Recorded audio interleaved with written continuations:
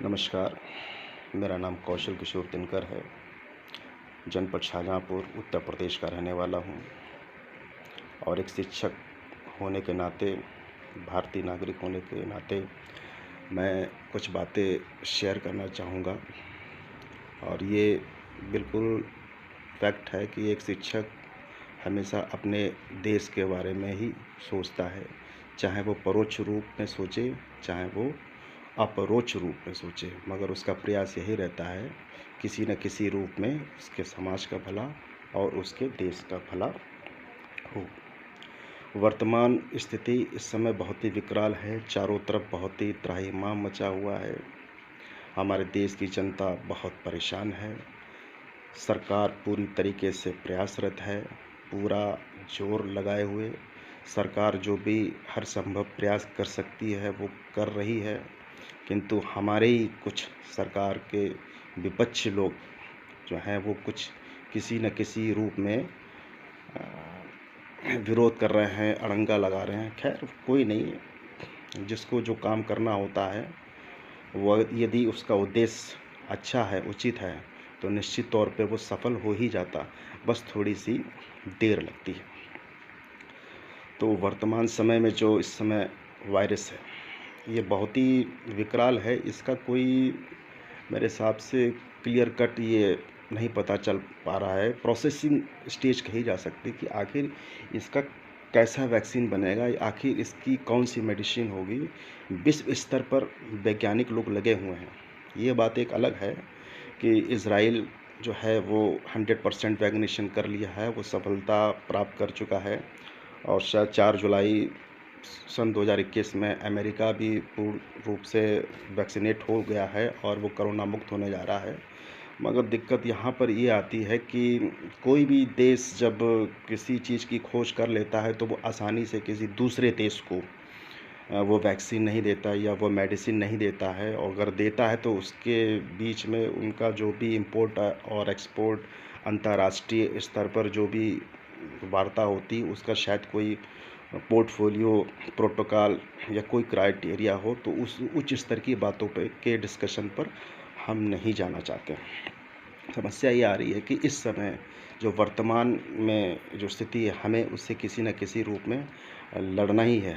और हमारे भारत देश की जो जनता है वो अपने आत्मबल से, आयुर्वेदिक मेडिसिन के माध्यम से, योगा के माध्यम से, आपसी सहयोग के माध्यम से, सरकार की योजनाओं के माध्यम से वो लड़ ही रही। और निश्चित तौर पर ऐसे मान के चलिए, ये मेरा मानना है, 5 से 6 महीने लगेंगे, निश्चित तौर पर हम लोग उस सफलता को प्राप्त कर लेंगे। किंतु सिस्टम से एक मेरा अनुरोध है कि भविष्य में अगर इस तरीके के वायरसेस और क्रिएट होते हैं, मैं ये नहीं कह रहा हूँ कि ये चीन से आएगा या जापान से आएगा या हमारे यहीं खुद स्वतः प्रकृति द्वारा निर्मित हो जाएगा, तो ये वायरस का तो जन्म भी होना है, मृत्यु भी निश्चित तौर पर होना है, मगर हमारे सिस्टम की, हमारी सरकार की, आने वाली भविष्य में जो सरकारें होंगी उनकी क्या व्यवस्थाएं हैं। तो मेरा तो उनसे ये अनुरोध है कि मेडिकल्स पर सारे एक्सपर्ट्स की, सारे वैज्ञानिक की एक राष्ट्रीय स्तर पर मीटिंग बुलाकर उनसे डिस्कशन लिया जाए। और जिस तरीके से हमारे देश की सीमा की सुरक्षा के लिए जो माननीय प्रधानमंत्री जी ने जिस कूटनीति से सीमाओं का निर्धारण किया है, वो शायद अभी तक किसी भी प्रधानमंत्री ने नहीं कर पाया है। हाँ, रियासतों को जोड़ने में जो माननीय सरदार वल्लभ भाई पटेल जी ने किया है, मैं उनका भी नाम लेना चाहूँगा, उन्होंने भी किया। और भी ऐसे बहुत से नेता हैं जिनके बारे में मैं डिस्कशन इसलिए नहीं करना चाहता हूँ कि ये बात थोड़ी सी लंबी हो जाएगी। कुल मिला के आने वाले समय के लिए हमारे सिस्टम को ऐसी व्यवस्थाएं करनी चाहिए कि भविष्य में यदि इस प्रकार की फिर से दोबारा पुनः समस्या पैदा होती है तो हमारे पास मेडिकल इंफ्रास्ट्रक्चर होना चाहिए। और ऐसा मेडिकल इंफ्रास्ट्रक्चर होना चाहिए जो गांव-गांव तक हो, ताकि हम जनता को, जैसे डिजिटल वे में हम एक पैसों को एक स्थान से दूसरे स्थान पर ट्रांसफ़र कर देते हैं, ठीक उसी तरीके से भले ही वो सुविधा तत्कालिक तौर पे ना मिल पाए, किंतु 24 घंटे या 48 घंटे के अंदर ऐसा मेडिकल इंफ्रास्ट्रक्चर हम स्टार्ट कर लें और रोज़गार की उसमें संभावनाएं तलाशें, ताकि हमारे बेरोज़गार लोगों को रोज़गार भी मिले। दूसरा बात आती है करप्शन की। करप्शन एक ऐसी बीमारी है, इसका कोई इलाज है नहीं, किंतु ये मेरा एक व्यक्तिगत विचार है। करप्शन होता क्यों है, इसका जन्मदाता कौन है? मेरे हिसाब से जन्मदाता होता है समय की मजबूरी। जब हम किसी काम के लिए जाते हैं, तो अगर हमारे पास पैसा होता है तो मेरा पहला प्रयास यही रहता है कि हमें लाइन में ना खड़ा होना पड़े और हम अपने काम को जल्दी कराने के चक्कर में खुद उसकी शुरुआत करते हैं। वहीं से स्टार्ट होता है करप्शन। दूसरा, करप्शन की स्टार्टिंग होती है कि जो व्यक्ति सीट पर बैठा हुआ है, उसने एक माइंड मेकअप कर लिया है कि मेरे पड़ोस में फॉर्च्यूनर गाड़ी आई है। वो इस बात पर ध्यान नहीं दे रहा है कि वो एक बिजनेसमैन है, इसलिए उसके दरवाजे पे वो फॉर्च्यूनर गाड़ी खड़ी हुई है।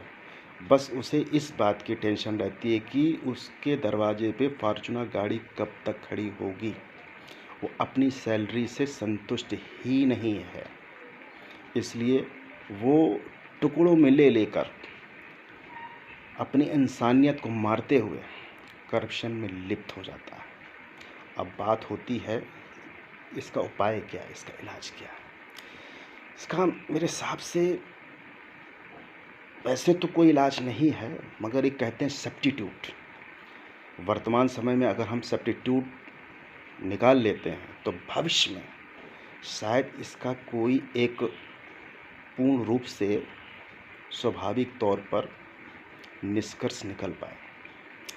अक्सर भ्रष्टाचार को बढ़ावा हम जाने अनजाने में दे जाते हैं। जो कम पढ़े लिखे लोग होते हैं वो अपने अधिकारों के बारे में नहीं जानते हैं, इसलिए वो इस चीज़ का शिकार होते हैं। और जो बहुत ज़्यादा पढ़े लिखे लोग होते हैं उन्हें अपने अधिकारों के बारे में तो पता होता है, मगर एक रॉयल्टी, एक स्टेटस मेंटेन करने के लिए वो उस अधिकारों का हनन करते हुए और पैसों को देकर करप्शन को बढ़ावा देते हैं। तो मेरे हिसाब से गवर्नमेंट को या सिस्टम को कुछ ऐसी व्यवस्था करनी चाहिए कि जो एक डिग्री होती है एलएलबी की, वो जितने भी बेरोज़गार लोग हैं, तो ऑल ओवर इंडिया एलएलबी की डिग्री, एलएलएम की डिग्री उनको फ्री ऑफ कास्ट कराई जाए। ऐसे मान के चलिए 15% करप्शन दूर हो जाएगा और 15% बेरोजगारी दूर हो जाएगी, क्योंकि जब व्यक्ति अपने अधिकारों के बारे में जानता है तो वो रिश्वत ना देता है और ना लेता है। और दूसरी बात यह है कि वो अच्छा एक वकील भले ही ना बन पाए, मगर एक मुंशी ज़रूर बन जाता है। और जब मुंशी बन जाता है तो शाम को, आज की तारीख में 1500 से लेकर 2000 रुपये तक तो कमा ही लेगा। और जब उसका पेट भरा होगा, उसकी जेब भरी होगी, तो निश्चित तौर पे 15% बेरोजगारी खत्म हो जाएगी। ये मेरा मानना है। सिस्टम माने या ना माने वो एक अलग बात है। तीसरी बात, मैं एजुकेशन पर कहना चाहूँगा। हमारे देश की एजुकेशन, शिक्षा व्यवस्था ऐसी होनी चाहिए। कक्षा 5 तक तो चलिए वो एक नॉर्मल स्टेटस होता है, बच्चों को जैसे भी प्यार से, कहानियों के माध्यम से या कलाकृतियों के माध्यम से जैसे भी हम पढ़ाते हैं वो ठीक, क्योंकि वो बाल अवस्था होती है और बाल अवस्था में बच्चों को प्यार और दुलार ही पसंद होता है और प्यार दुलार से ही हम उनको समझा सकते हैं। किंतु कक्षा 5 से लेकर और इंटर तक की परीक्षा, कोई भी सब्जेक्ट हो, फॉर एग्ज़ाम्पल मैं एक बात कहना चाहूँगा, हमारी भारतीय संस्कृति ये कहती है कि हमें हिंदी का सम्मान करना चाहिए। तो सिस्टम से मेरा अनुरोध है, क्या हमारे देश में जो एजुकेशन सिस्टम बना हुआ है, जो शिक्षण संस्थान है, क्या कक्षा 5 के बाद संस्कृत पर जोर दिया जाता है?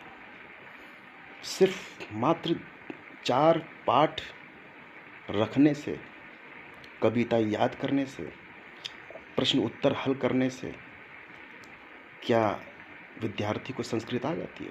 नहीं आती है। उसे ठीक तरीके से बोलना भी नहीं आता है, काम चलाऊ पड़ता है। ठीक उसी तरीके से और भी विषय हैं। संस्कृत के अंदर भी विज्ञान है, हर विषय के अंदर विज्ञान है। हमारे सिस्टम को, हमारे एजुकेशंस को वो रिसर्चेस करना है, सोचना है कि अभी की जो हमारी व्यवस्थाएं हैं, इतना पैसा करोड़ों खरबों हम महीने में खर्च करते देश के ऊपर, उसके बावजूद हमारे देश में बच्चों के अंदर वो आउटपुट नहीं आ पा रहा है। और वो आउटपुट ना आने का कारण बेरोजगारी को बढ़ावा देना है। आप एजुकेशन को ऐसा कर दीजिए, हिंदी हो, संस्कृत हो, गणित हो, कला हो, हिस्ट्री हो, पॉलिटिक्स हो, XYZ जितने भी विषय हों, हर एक टॉपिक के अंदर साइंस समाहित हो और टॉपिक के अंदर वो बच्चा प्रैक्टिकल कर सके। जब वो प्रैक्टिकल कर लेगा तो अपने जीवन में उतार लेगा, और जब जीवन में उतार लेगा तो जो बच्चे को जो विषय पसंद होगा उस विषय से वो अपना रोजगार स्वतः तलाश कर लेगा। ये मेरा दावा है। 15% बेरोजगारी इसमें से ख़त्म। ये मात्र मेरा सुझाव है, कोई ये नहीं है कि क्या होना चाहिए क्या नहीं होना चाहिए। चौथा, हॉस्पिटल। हर व्यक्ति अपने जीवन काल में बीमार होता है और हॉस्पिटल लोग क्यों जाते हैं? छोटी सी मेरे जीवन की टिप्पणी है। हॉस्पिटल लगभग वही लोग जाते हैं जिनकी कार्यशैली या कर्म की शैली ठीक ठाक नहीं होती है, किंतु वो साइड में अपना पुण्य भी करते रहते हैं। तो ईश्वर उसको पनिशमेंट के तौर पर उसको हॉस्पिटल भेजता है। जिसके थोड़े से कर्म अच्छे होते हैं वो ठीक होकर आ जाता है, जिसके कर्म बहुत अच्छे नहीं होते हैं तो उसका रोकड़ा बहुत ज़्यादा लगता है, मगर ठीक होकर आ जाता है। और जिसके वास्तव में बहुत ही ज़्यादा कर्म खराब हैं तो भोगना इसी पृथ्वी पर है पनिशमेंट। स्वर्ग भी है, नर्क भी है, यही है। मगर इसके विपरीत मैं सिर्फ सिस्टम से कहना चाहूँगा कि मेडिकल की व्यवस्था ऐसी होनी चाहिए कि प्राथमिक स्तर से एजुकेशन के अंदर मेडिकल से रिलेटेड कक्षा 5 के बाद से 10वीं तक इतना पढ़ा दिया जाए कि छोटे मोटी बीमारी, वो वाली बीमारी नहीं, झोला छाप डॉक्टर्स, इतना पढ़ा दिया जाए कि झोला छाप डॉक्टर के पास उसको जाने की ज़रूरत ही ना पड़े। वो खुद अपने परिवार का इलाज कर सके। और जब वो इलाज कर लेगा, प्रैक्टिकल वे में आ जाएगा, तो वो निश्चित तौर पर एक छोटा मोटा कारोबार कर सकता है। तो उस सिस्टम को, सरकार को उस परिप्रेक्ष्य में उसको लोन देना चाहिए, मगर लोन देने से पहले वही व्यवस्था अपनानी होगी। उसका एक रिक्रूटमेंट टेस्ट होना चाहिए। क्या ये वास्तव में इस बीमारी का इलाज करने में सक्षम है? यदि सक्षम है और वहाँ की ग्रामीण जनता लिखित तौर पे स्टेटमेंट, हलफनामा दे देती है, तो सिस्टम को, गवर्नमेंट उसको एक ऐसा लाइसेंस इशू कर देना चाहिए कि वो वहाँ पर अपने स्तर से छोटा मोटा क्लिनिक खोल सके। ये मेरा सुझाव है। ये ज़रूरी नहीं कि ये मेरी बात मान ही ली जाए। अब बात आती है, हमारे देश के अंदर लोकतंत्र की व्यवस्था है। लोकतंत्र का चौथा स्तंभ क्या कहलाता है? मीडिया। तो मीडिया से भी मेरा एक अनुरोध है कि मीडिया में वो कोशिश ये करें कि वो ऐसी बातें दिखाएं जिससे हमारे देश जो है वो शायद गलत रास्ते पर ना जाए, उसको सही इन्फॉर्मेशन मिले। पैसा कमाने के बहुत से रास्ते हैं, आप कमाइए, एड्स आते हैं, पर्याप्त है, मतलब भर का पैसा मिल जाता है। मगर झूठी न्यूज़ दिखाने के बाद ये तो मान के चलेंगे कि व्यक्ति जो भी देखता है वैसा ही उसके मन मस्तिष्क में चलने लगता है, और उसकी जो दिनचर्या होती है वो बहुत प्रभावित होती है। तो मेरा तो यही मानना है कि जो हमारे गणमान्य नेता हैं वो मीडिया को थोड़ी उसके ऊपर लगाम लगाएं। पॉलिटिक्स के बारे में मैं बहुत ज़्यादा जानकारी नहीं रखता, मगर एक बात तो मैं जानकारी रखता हूँ। अगर हमारी एजुकेशन चुस्त दुरुस्त है, प्रैक्टिकल वे में उसके पास एजुकेशन है, टेक्निकल उसके पास डिप्लोमा है, तो अपना रोज़गार खोज लेता है। ठीक उसी तरीके से अगर देश को विश्व गुरु बनाना है, तो जैसे आरक्षण नहीं, आरक्षण का कुछ लोग विरोध करते हैं, कुछ लोग विरोध नहीं करते हैं, तो ये एक बहुत बड़ा टॉपिक है, इस पर हम नहीं जाना चाहते हैं। एक बात, एक अनुरोध है सिस्टम से कि हमारी, चाहे वो लोकसभा हो, चाहे वो हमारी विधानसभा हो, चाहे वो हमारी राज्यसभा हो, चाहे वो मेयर का चुनाव हो, चाहे वो चेयरमैनी का चुनाव हो, चाहे वो ब्लॉक प्रमुखी का चुनाव हो, चाहे वो जिला पंचायत सदस्य का चुनाव हो, या यहाँ तक कि प्रधानी का चुनाव हो, एक 50% मानक रखते हैं कि इतनी तो क्वालिफिकेशन होनी ही चाहिए। मतलब 50 बगैर पढ़े लिखे चुनाव लड़ सकते हैं और 50 पढ़े लिखे लोग ही लड़ सकते हैं। फिर देखिएगा देश के अंदर कैसी जागृति आती है, देश के अंदर किस तरीके का विकास होगा। क्योंकि डेफिनेटली लोकसभा में, राज्यसभा, विधानसभा में कुछ लोग तो जब बोलते हैं तो ऐसा लगता है कि रटा रटाया भाषण है, उन्हें अपने टॉपिक के बारे में जानकारी ही नहीं है। तो मैं उनका विरोध नहीं कर रहा हूँ, ना मैं उनकी मजाक बढ़ा रहा हूँ। बस एक अनुरोध है कि जब कोई पढ़ा लिखा व्यक्ति किसी बात को बोलता है तो वो अच्छी तरीके से अपनी बात को समझा पाता है, और जब वो समझा ले जाता है तो जनता भी उसकी बात को सुनती है और अपने जीवन में उतारती है। तो ये मेरा मात्र एक अनुरोध है, सुझाव है, मगर ये कोई मान ही ले ऐसा संविधान में शायद लिखा नहीं है। फिर भी मेरा एक संस्कृति से संबंधित मैं एक बात कहना चाहूँगा कि हम भारत देश में रहते हैं, तो हमारी संस्कृति जो है बहुत प्रभावित हो रही है। तो जो जिस प्रदेश में रहता है उसकी जो संस्कृति है, हालांकि संस्कार और संस्कृति उसको घर से ही मिलते हैं, मगर विषय के तौर पर हर प्रदेश स्तर पर उसकी संस्कृति के बारे में उनके बच्चों को पूर्णतः भले ही नॉलेज ना हो पाए, किंतु इतनी नॉलेज होना चाहिए कि वो कम से कम वेस्टर्न कल्चर को जानते हुए भी अपने माता पिता की सेवा करें मरते दम तक। क्योंकि मेरा खुद का मानना है, माता पिता के चरणों में, माता पिता की सेवा में, परिवार की सेवा में, समाज की सेवा में ही ईश्वर है। ईश्वर की व्याख्या मैं नहीं कर सकता हूँ, किंतु उस एक अनुभव के द्वारा ही बता सकता हूँ। प्रकृति में क्या, सूर्य क्या देता है, रोशनी देता है, चंद्रमा क्या देता है, शीतलता देता है, हवा क्या देती है, हमें जीवन देती है, ऑक्सीजन, आज देखिए ऑक्सीजन की लड़ रहे हैं, जल हमें क्या देता है, हमारी प्यास बुझाता है, पृथ्वी क्या देती है, हमें ठंडक देती है, मकान बनाने का मौका देता है। तो वो देती है, किसी न किसी रूप में देती है, तो फिर हमें भी किसी न किसी रूप में देना होगा, देना चाहिए।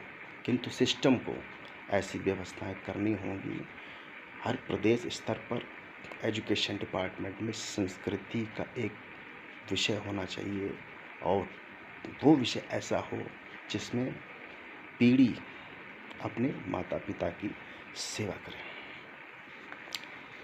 और एक छोटी सी बात और कहना चाहूँगा, हमारे देश के अंदर ये जो आतंकवादी जो गतिविधियां हैं, संगठन हैं, अक्सर इसमें चर्चाएं शुरू से होती आ रही। जब से मैंने होश संभाला तो लोग कहते हैं आतंकवादी, तो मैं, हमारे समझ में नहीं आई थी आतंकवादी, वादी, कैसा वादी और कैसा आतंक। अब बात आती आतंकवादी। अगर सही माने में देखा जाए, अगर हमारे देश में लोगों को पूरी तरीके से संस्कृत ना आती हो, मगर इतनी संस्कृत आती हो कि वो संधि विच्छेद कर ले, 50% समस्या वहीं से खत्म। अब मैं आतंकवादी का संधि विच्छेद पढ़ाने के लिए यहाँ पर नहीं कहने वाला हूँ। गहराई में जाइएगा, कोई भी हिंदी का शब्द ना समझ में आ रहा, संधि विच्छेद कर लीजिए, निश्चित तौर पर आपको समझ में आ जाएगा। हमारा जब हम घर में झगड़ा क्यों करते हैं? जब हमारे मन का नहीं हो पाता। और कभी कभी ऐसा भी होता है कि बाहर होते हैं और हम नशा कर लेते हैं, और नशा करने के बाद हमारा ब्रेन नहीं काम करता। जब ब्रेन काम नहीं करता है तो हमारे मन माफिक हमें कोई बात बताता है, हमें वो अच्छा लगता है। जो हमें पीने के लिए बोलता है, हमें वो व्यक्ति बहुत अच्छा लगता है, और जो पीने के लिए हमें मना करता है वो व्यक्ति हमें बहुत खराब लगता है। बस यहीं से जन्म होता है आतंक का। ग्रामीण स्तर पे देखेंगे तो कोई कच्ची पीर